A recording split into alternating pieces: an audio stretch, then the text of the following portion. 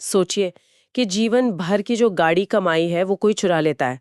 और सबसे डरावनी बात यह है कि वो किसी बैंक का सर्वर हैक करके ऐसा नहीं करता, बिल्कुल। बल्कि वो डराकर ये काम करता है।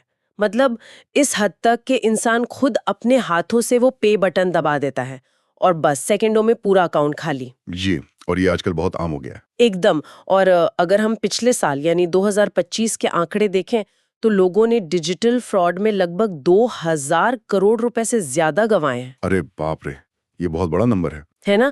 तो आज की हमारी इस गहराई से चर्चा का विषय सीधा लोगों के बैंक बैलेंस और उनकी सुरक्षा से जुड़ा है। बिल्कुल। और इस पूरी चर्चा के लिए हमारे पास जो मुख्य सोर्स है वो अंकित मिश्रा जी द्वारा उपलब्ध कराई गई जानकारी और डीएलएस न्यूज की एक बहुत ही डिटेल रिपोर्ट है। हाँ, मैंने भी वो रिपोर्ट देखी है।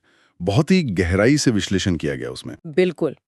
इस रिपोर्ट में भारतीय रिजर्व बैंक यानी आरबीआई के उन प्रस्तावित नियमों का कच्चा चिट्ठा है जो डिजिटल पेमेंट्स की दुनिया में एक बहुत बड़ा स्पीड ब्रेकर लगाने वाले हैं। सही शब्द इस्तेमाल किया आपने, स्पीड ब्रेकर। हाँ, तो चलिए इसे थोड़ा डिकोड करते हैं।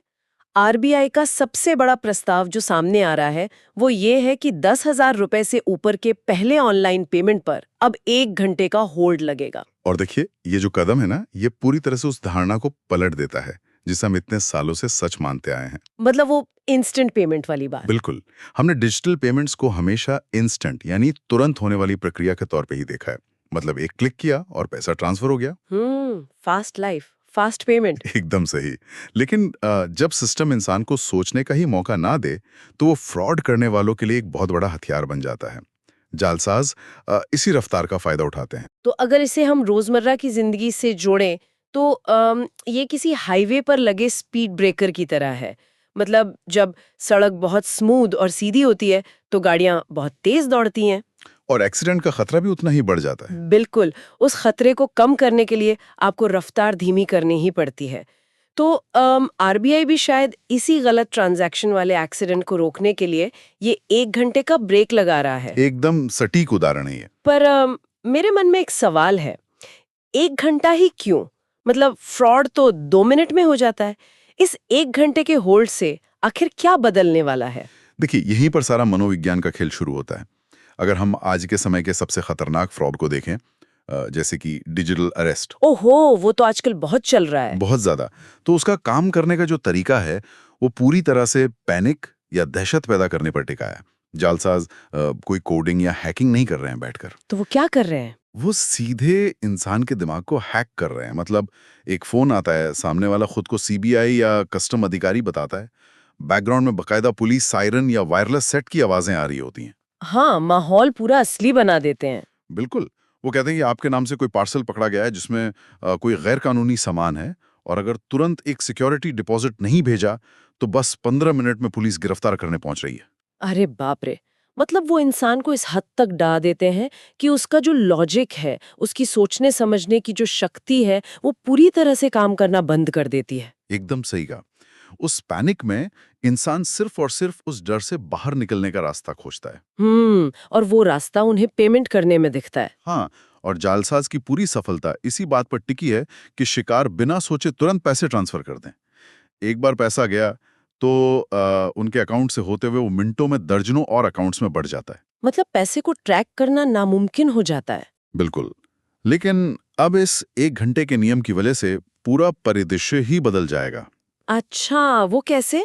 देखिए, मान लीजिए कोई डर के मारे पेमेंट कर भी देता है। खाते से पैसा शायद कट भी जाए, लेकिन वो तुरंत उस जालसाज के खाते में नहीं पहुंचेगा। तो वो पैसा कहाँ जाएगा? वो पैसा बैंक के सर्वर पर 1 घंटे के लिए लिम्बो यानी एक पेंडिंग स्टेट में होल्ड हो जाएगा। यानी जालसाज के हाथ में तुरंत पैसा नहीं आया। बिल्कुल नहीं। और इस 1 घंटे में उस शिकार हुए व्यक्ति को सोचने का समय मिल जाएगा।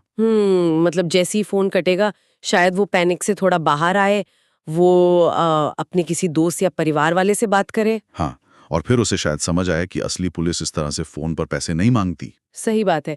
उसे उस ट्रांजैक्शन को कैंसिल करने का एक बहुत ही जरूरी विंडो मिल जाएगा। और यही यही इस पूरे नियम का सबसे अहम हिस्सा है। ये जो 1 घंटे की देरी है ना, असल में उस मनोवैज्ञानिक दबाव की एक्सपायरी डेट है। अरे वाह, क्या बात कही आपने। मनोवैज्ञानिक दबाव की एक्सपायरी डेट। जी। 1 घंटा बहुत होता है किसी भी इंसान को पैनिक स्लेट से बाहर आने के लिए और अपना लॉजिक वापस पाने के लिए। तो ये तो साफ है कि जालसाज का जो सबसे बड़ा हथियार था, यानी हमारी घबराहट और जल्दबाजी, दोनों को ये नया सिस्टम पूरी तरह बेअसर कर देगा। बिल्कुल कर देगा। पर यहाँ एक और सवाल उठता है।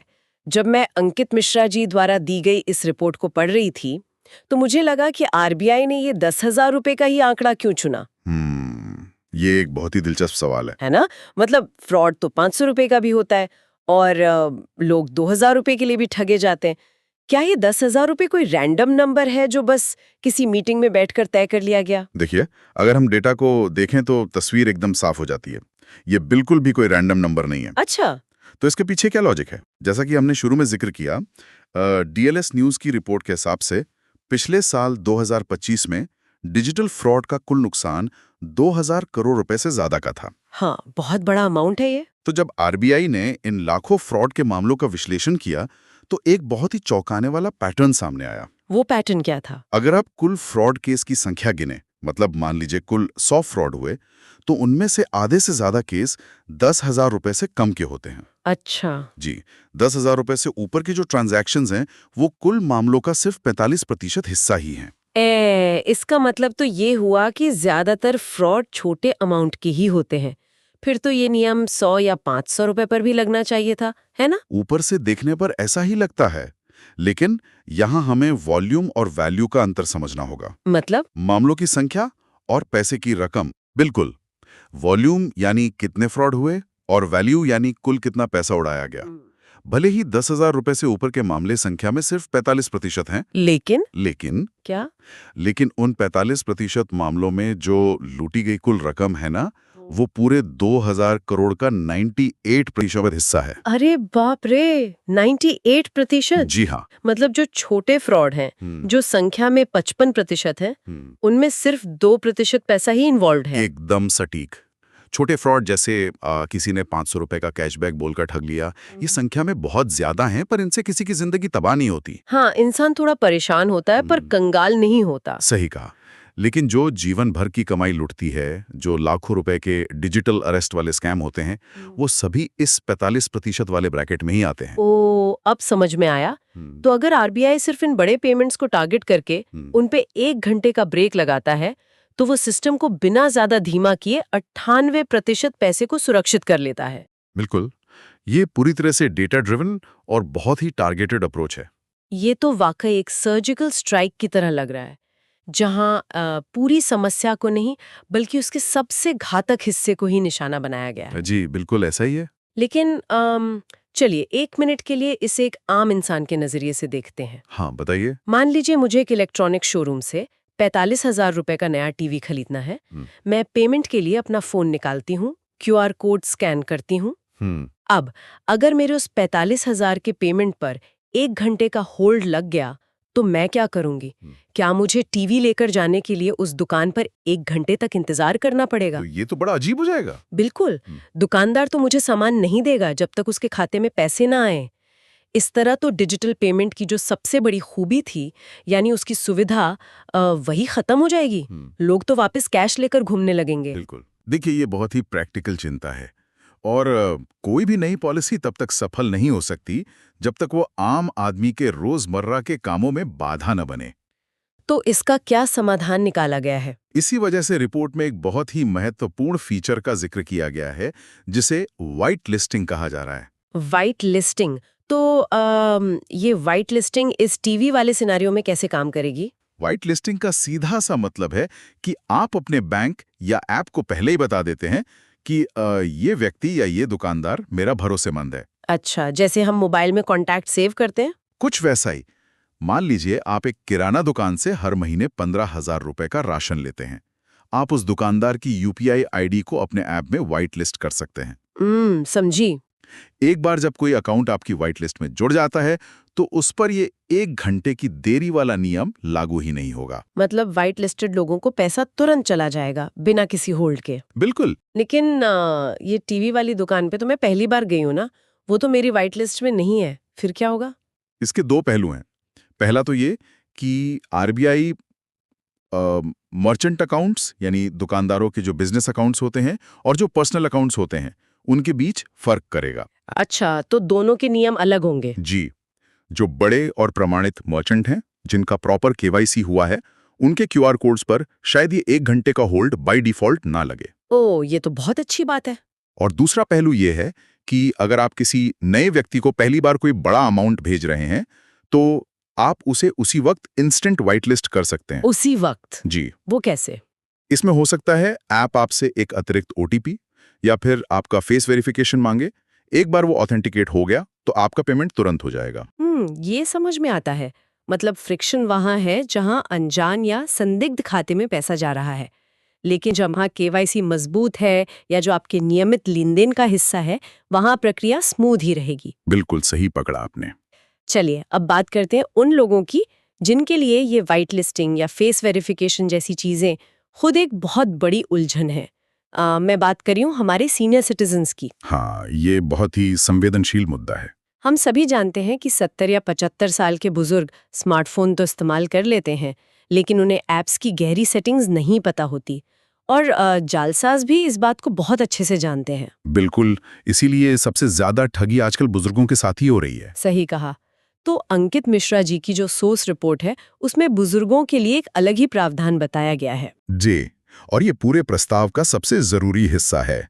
जो लोग 70 साल से ऊपर के हैं उनके लिए तकनीक को और जटिल बनाने के बजाय आरबीआई ने इसमें एक ह्यूमन लेयर जोड़ने का फैसला किया है। ह्यूमन लेयर यानी मानवीय परत, ये क्या होता है? नियम यह है कि अगर कोई 70 साल से बड़ा व्यक्ति 500 रुपए से ज्यादा का कोई भी ट्रांजैक्शन करता है तो उसे पूरा करने के लिए एक ट्रस्टेड पर्सन या भरोसेमंद व्यक्ति की मंजूरी लेनी होगी।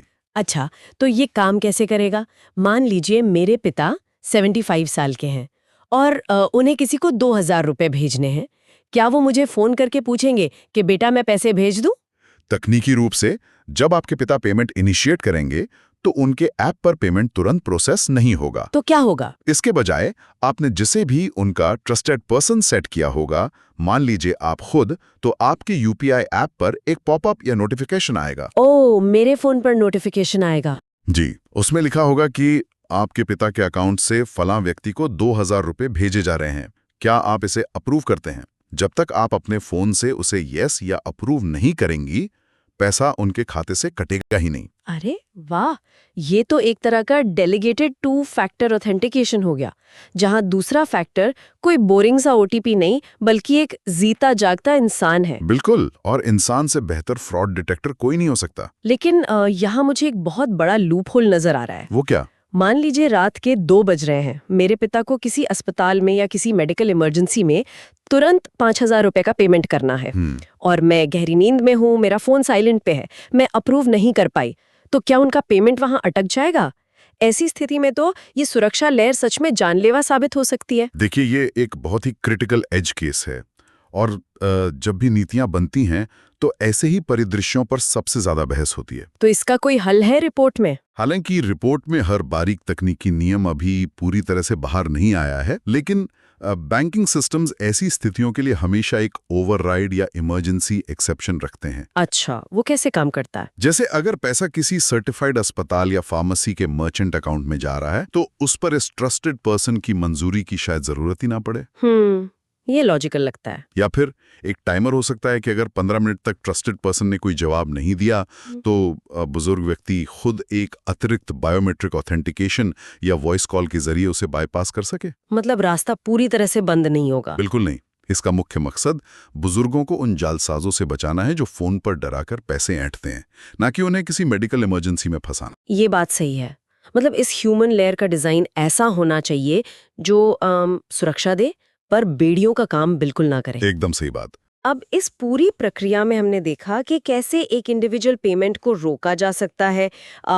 1 घंटे का होल्ड लगा दिया, वाइट लिस्टिंग कर दी या ट्रस्टेड पर्सन से पूछ लिया। जी, लेकिन क्या हो अगर स्थिति इससे भी ज्यादा बदतर हो? बदतर मतलब?